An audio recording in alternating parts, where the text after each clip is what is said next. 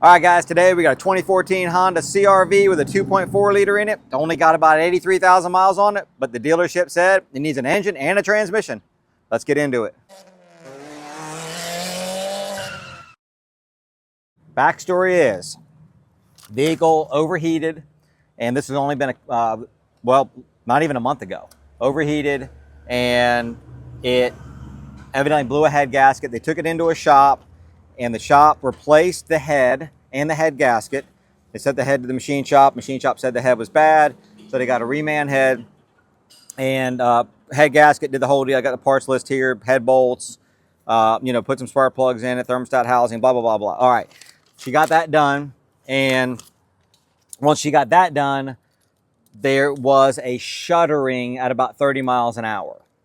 Sometime after that was done. It's only been about a month ago that work was done. So I don't know when the shuttering started after that, but at some point in the last 30 days.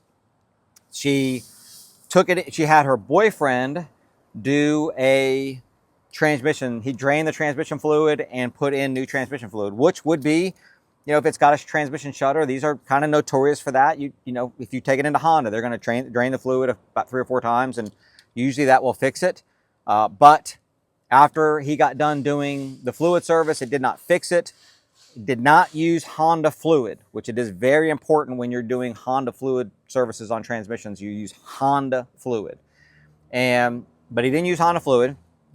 Took it into the dealership, told them, what had happened, overheated, the whole deal. Just gave them all the information and told them about the transmission service that the boyfriend did. They said, oh, it's got the wrong fluid in the transmission, so you're going to need a transmission, and it's got something in the engine, and you're going to need an engine. That's what we know. So first thing we're going to do is I want to see and it very well could be, I haven't driven this thing, done nothing. It could very well be that, the transmission fluid will need to be changed for sure because it's got the wrong fluid in it. If it doesn't have Honda fluid in it, that can cause an issue. So we're probably going to at least start there. But what I want to see is what's in the engine that's going to make the engine be bad. That's all they told her. No invoice, no receipt. They didn't give her an invoice, they didn't give her anything, huh? At the dealership? She said that if they did give her something, she's misplaced it. Okay. I'm going to give a little gander down into the... Okay, well, I can see the little baffle there is not new, but I can definitely see the head itself is clean, clean, clean. You can see I don't know, it's probably hard for you to, let me go that way and see. You can see down low in there. Yeah. That's clean.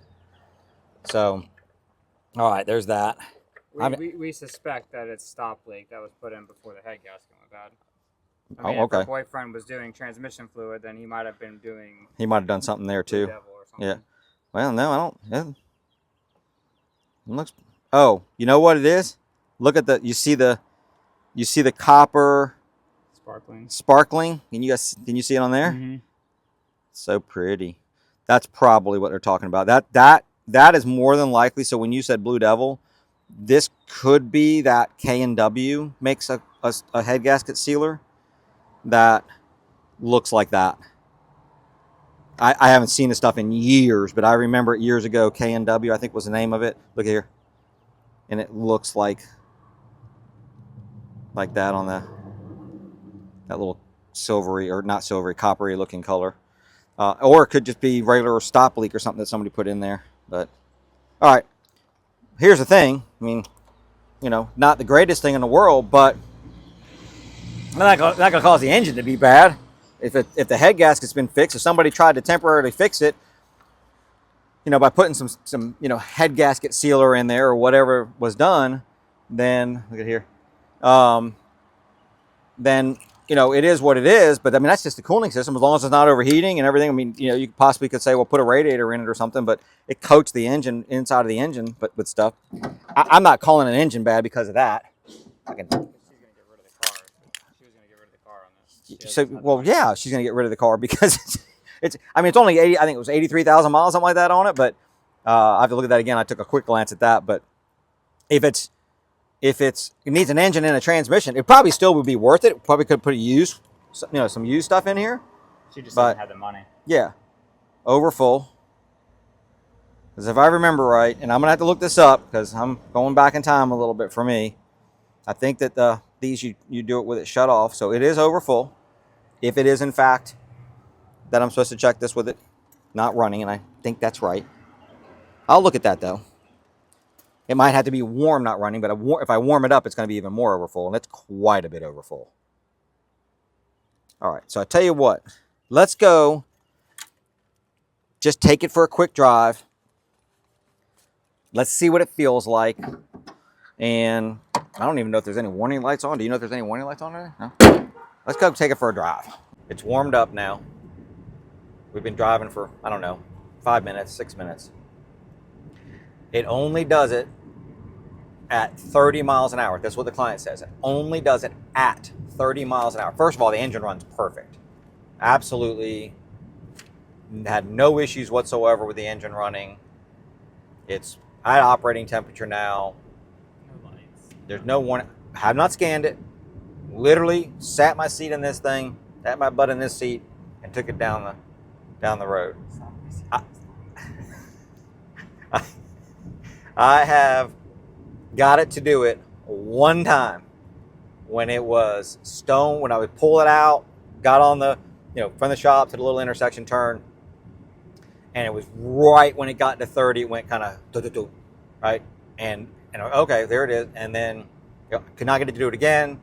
Sherwood messaged the lady. She said only at 30, like 30. So I'm at 29. I'm at 30 right now. Nothing. I've been up. We're going to jump on the highway here real quick, and it shifts fine. I mean, I'm not feeling anything unusual in the shifting. It's shifting right now. I mean, I'm feeling it. My thought process is, and again, just getting going on this. My thought process is, these are kind of notorious for shuttering, somewhat, some of them, and it's got 83,263,000 miles on this thing. So more than likely it overheated for whatever reason. It overheated. We don't know that, but it overheated, blew a head gasket, damaged the head, whatever it did there. Probably the transmission fluid got hot. It definitely got hot and caused issues with the fluid. Had a little shudder, and boyfriend says, let me put some, change the fluid in there. This is why we do these videos. A lot of people don't know. When you do Honda fluid services, and you better be sure which Honda fluid you're going to use, because there are different ones. You need to use Honda fluid, not something that works in everything and it'll work on a Honda. Got to be specific, and I know I'm going to get tons of comments. I've done them and never had an issue. If you drive Hondas a lot and you know how they shift, and then you put the wrong fluid in there, you can feel a little bit of a weirdness to it. If you jump, you bring it in, do it, go, leave, you'll go, it feels a little different. On your own personal vehicle. I have personally felt that, and I'm not saying you got to buy OE fluid on every single thing. If it meets the specifications for the vehicle, then I'm usually okay with the product. But on Hondas, I'm just telling you from experience, just buy the Honda fluid and just be done with it. Get the right one for whatever year it is. And a lot of them are backwards compatible, but just be sure of that. But back to this, I think, put the fluid in there. Maybe it's not going to fix the shutter. He put the fluid in there. I don't know if it got better or worse. I don't know, if it was only doing it to 30 before. But I will tell you right now, it doesn't shift bad. I wouldn't condemn this transmission even from what I felt. It was so slight. And literally at 30, it was like, that was it. That was literally it. And the engine's running out fine. Coolant temp is saying perfect. The only thing that stuff will do in the cooling system is it does coat everything, because that's what it does. It sits there and coats everything and gets to the spot. I'm not a chemical engineer. I'm sure I'll have comments from chemical engineers and I'm wrong here, but it kind of gets to the spot where the leak is, and then gets hard with the heat and the air or whatever it's whatever's activating it, and it and so technically it could be in the cooling system, and could potentially cause issues maybe with coating inside the radiator and stuff. But just put a radiator in it, right? I've never seen an issue with people using it and then you know, like the inside passages on the block or something to the head or coated and causing some kind of heat transfer issues. I've never seen that. And she's going to hopefully find the invoice or get the invoice from the dealership so we can see exactly what they said, because right now we're, you know, hearing what she said. We're going to take it in. Here's my plan of action. I'm going to take it in. She's evidently, you know, struggling a little bit. We spent a bunch of money to get it fixed, right? And then spent more money at the dealership to get it diagnosed and told you need an engine and transmission. She doesn't have money to fix it. She was just going to get rid of it. She's got an older CRV that I guess she was going to just, you know, jump back into that one and rely on it and just get rid of this for whatever. And I was talking to Sherwood. I'm like, you know, my gosh, what would have happened if she would have taken this to somebody and said, oh, it needs an engine and a transmission in it. That's what the dealership told me. And they said, well, we'll give you $500 for it or $1,000 for it. And then somebody just changed the transmission fluid in it and turn around and sell it for, I mean, it's only got 83,000 miles on it. I don't know what this thing's worth, 10, 12. I don't have any clue. Little did I know, this machine will actually do the fluid exchange through the dipstick.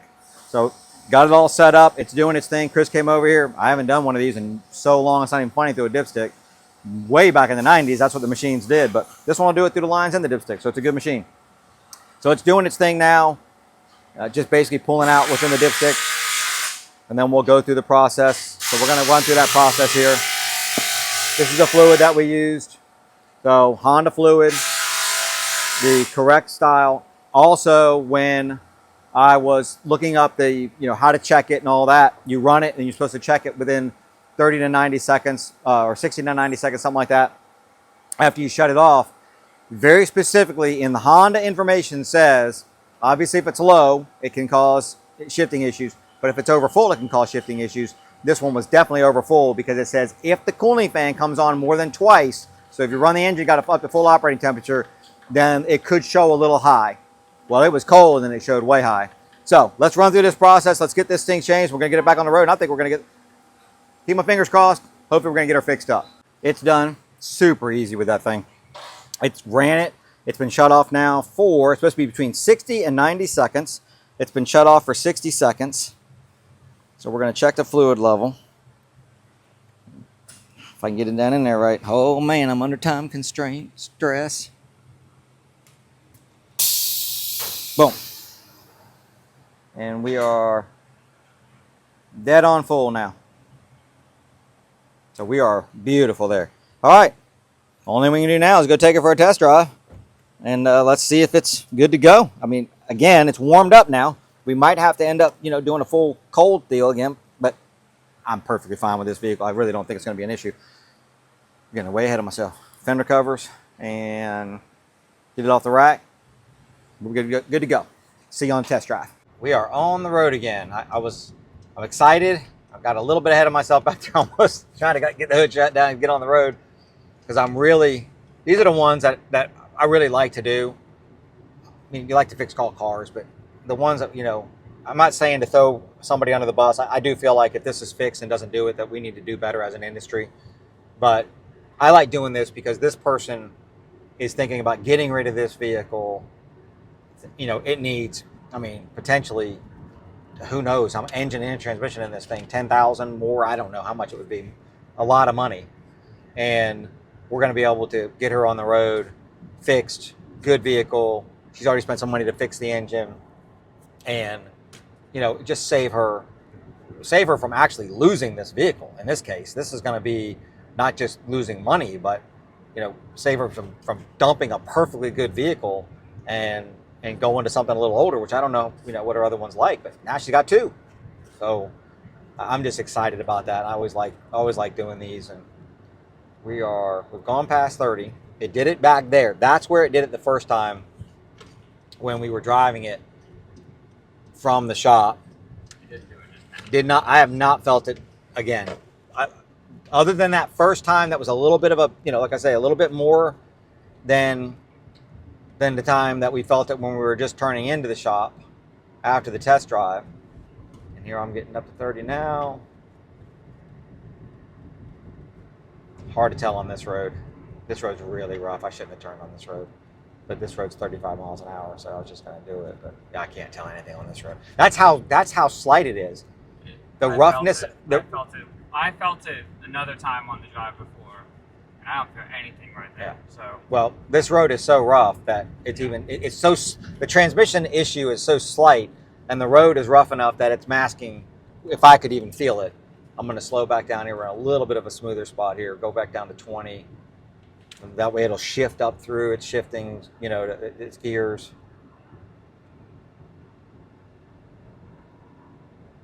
Of course, I'm about to come up on a bump right when I'm going to get to 30. No. I mean, this thing's like glass. Shifting so perfect. A couple of things here is, one, it was over full. I don't know if that was the whole thing or not, but I don't like the fact that it had what I was incorrect fluid in it. Maybe bought something that was, said it would work or whatever, but very particular. You want to buy the Honda stuff on Honda's. Went already over that.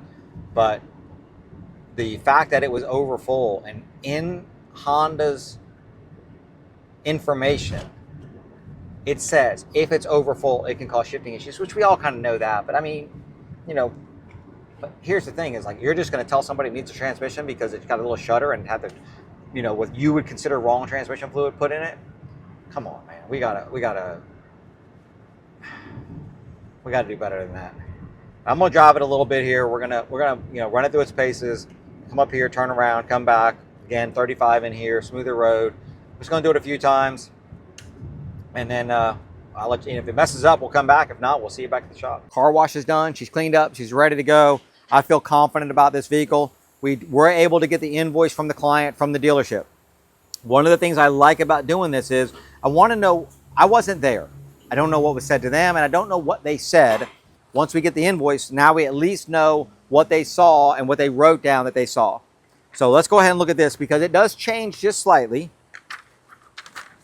So it looks like it says diagnose noise rattle, body interior shuddering at 30 miles per hour. Please check and advise. All right.